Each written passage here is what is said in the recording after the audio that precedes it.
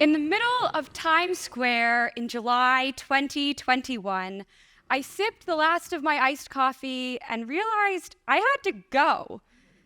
After multiple establishments turned me away, I burst into a McDonald's in tears, only to be told the bathroom was for customers only. I paid $3 for a bottle of water, ran up a flight of stairs, and found the door unlocked. I thought to myself, if only there was some sort of resource that showed me where the closest bathroom was, I could have just gone in and used the toilet, saving my time, money, and anxiety. I took a video of the outside of the McDonald's, which I posted on a TikTok account I made later that night. Got to go NYC. I hope that sharing this information would offer relief to at least one other person. Little did I know, posting this video would not only change my life, but it would spark a movement. No pun intended. Overnight, I gained hundreds of followers, and my comment section was flooded with other locations of publicly accessible bathrooms in hotels, restaurants, and stores throughout New York City.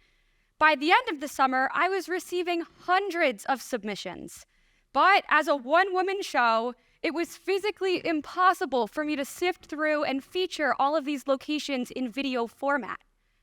So after researching the most efficient way to publicly catalog this data, I discovered the list feature on Google Maps.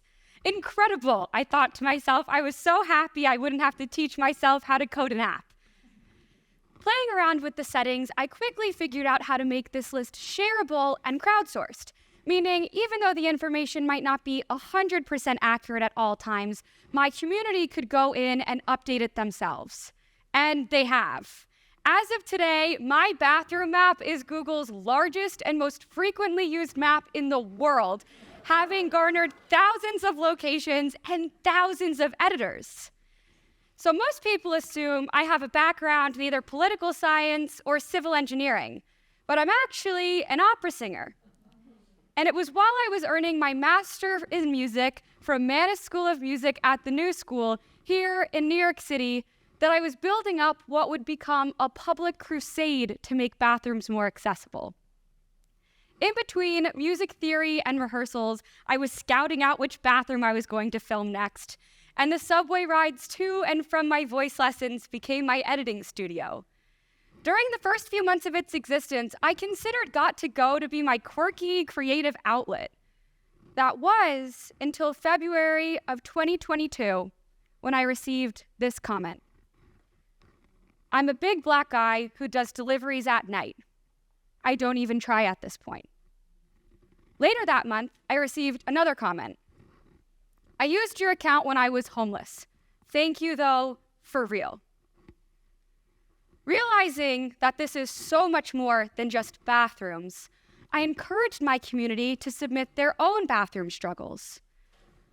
A 44-year-old New York City resident with irritable bowel syndrome had to defecate between two parked cars on their morning commute. A homeless couple were denied the bathroom code to a cafe despite offering to buy something with their limited funds.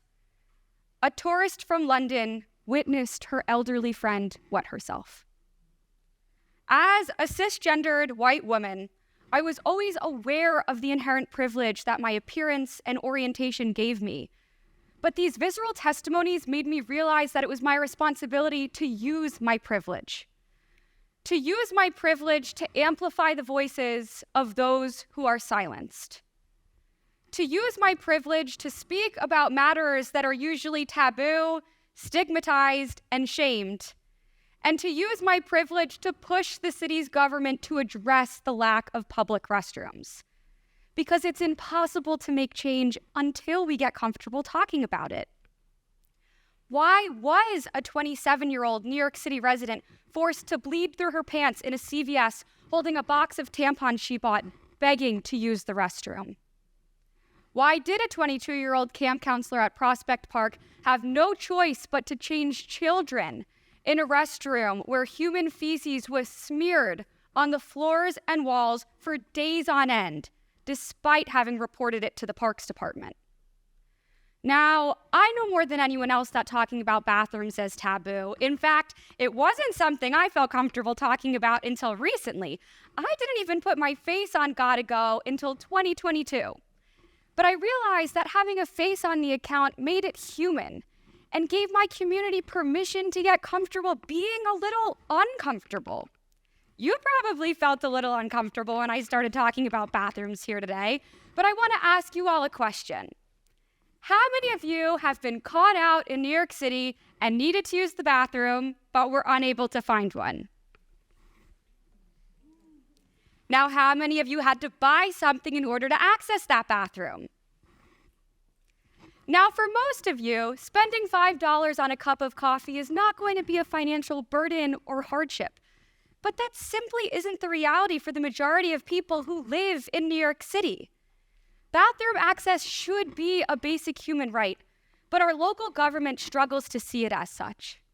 Budget cuts made in New York City in the 1970s shuttered public toilets, and citywide attempts to build more have struggled ever since. Today, New York City has 8.5 million residents, but fewer than 1,200 public toilets. And that's not even counting the millions of tourists. So is it any surprise that New York City is ranked 93rd in the nation when it comes to bathrooms per capita? A recent study published in the Urban Design Forum details the adequate amount of public bathrooms for public spaces. The Uniform Plumbing Code requires one toilet for every 500 persons in large assemblies. The United Nations standard for refugee camps is to provide one toilet for every 20 people, a standard that's been used by city officials in Los Angeles and Seattle in regard to the lack of bathrooms for people living on the streets. There is one bathroom for every 7,700 New Yorkers. That's almost 2,000 more people than Radio City Music Hall can seat. The city's lack of public restrooms is not only a quality of life and public health issue, but it's an equity crisis. However, this crisis is not unique to New York City. The public restroom has been weaponized from the beginning of its existence, a proxy for partisan fights on almost every major issue in American life, whether it be race, gender, sexuality, or class.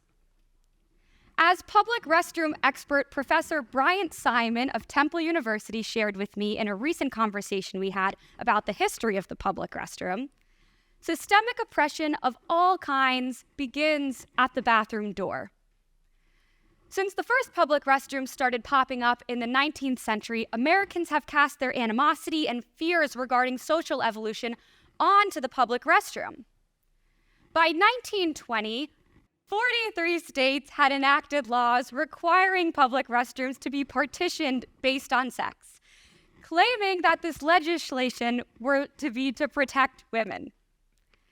But did you know that the House of Representatives installed its first women's restroom in 2011?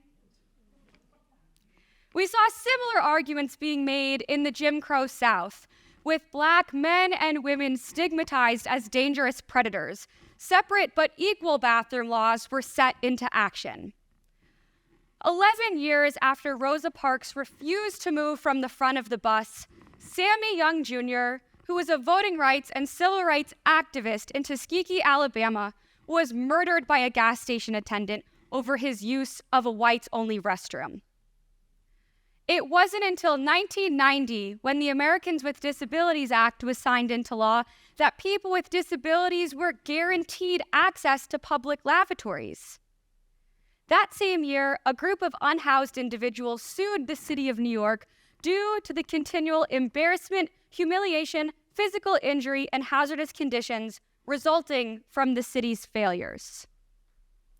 As of February 2024, 11 states have passed legislation that regulates bathroom access for transgender people. But according to a new study from the Williams Institute at UCLA Law School, there is currently no link between letting transgender people use the bathrooms that align with their gender identity increases any safety risks. In fact, according to one of the study's authors, Jody L. Herman, research has shown that transgender people are frequently denied access, verbally harassed, or physically assaulted while trying to use public restrooms. The regulation of bathroom access has never been about protection. It has always been about exclusion. When access to safe and equitable restrooms is denied, the individual's basic human rights and dignity are stripped away. And as I quoted before, systemic oppression begins at the bathroom door. But I want to reframe that. Inclusivity begins at the bathroom door. A society with equitable access to safe and sanitary public restrooms is inherently a more inclusive, empathetic, and accessible society. Everyone deserves the right to a safe and sanitary public restroom. So what now? In June of 2022, I spoke at a press conference on the steps of New York City Hall in support of Intro 258, also known as the bathroom bill that requires the city to identify at least one location in every zip code where a bathroom could be built. This bill passed the following fall, and since then, I've been working with Manhattan Borough President Mark Levine on the campaigns for 3 additional bathroom bills, aiming to increase maintenance and accessibility throughout New York City. But cities abroad are much farther ahead of New York. In Britain, local governments have created community toilet schemes, which encourage establishments to open their bathrooms to the public with monetary incentives. A policy like this could help make the most of the bathrooms that already exist in our city. The Tokyo Toilet Project's transparent public toilets, made out of opacity-changing smart glass, allow one to judge the toilet sanitation externally. Once the door locks, the glass becomes opaque. Bathrooms like these could help combat fears regarding restroom safety and sanitation. But beyond America's struggle with the public restroom, 3.6 billion people in the world live without access to a safe toilet. And as stated by the UN, when some people in a community do not have safe toilets, everyone's health is threatened. Poor sanitation contaminates drinking water sources, such as rivers, beaches, and food crops, spreading deadly diseases among the wider population.